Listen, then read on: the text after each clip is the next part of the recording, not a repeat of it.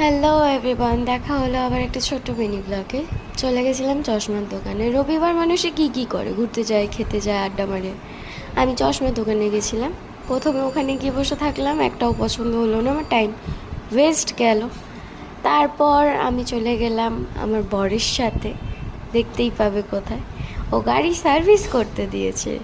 সামনে পুজো না, তো সেখানে আমাদের টাইম দেওয়া ছিল 4:30। কিন্তু বিষয়টা হচ্ছে 4:30-তে ওনার হয়ে ওঠেনি, উনি খেলতে গেছিলেন। সেই কারণে আমরা ওখানে গিয়ে বসে বসে ওয়েট করে প্রায় 3.5 ঘন্টার কাছাকাছি আমরা বাইকটা তারপর হাতে পেলাম। না না, পাইনি, দূর থেকে দেখতে পেলাম। এই যে দেখো, এখানে গাড়ি ধুলাই চলছে, পরিষ্কার করা চলছে, আর আমি অ্যাজ ইউজুয়াল বসে বসে বোর হচ্ছি। নিচে গিয়ে উনি বিলিং করলেন, প্রসিডিওর কমপ্লিট করলেন, তারপর কি করলাম, বাড়ি চলে এলাম। এই করে করে আমাদের দিনটা আজকে শেষ হলো। Happy Sunday! কি মজা, তাই না? হ্যাঁ, ভালো থেকো সবাই, টাটা।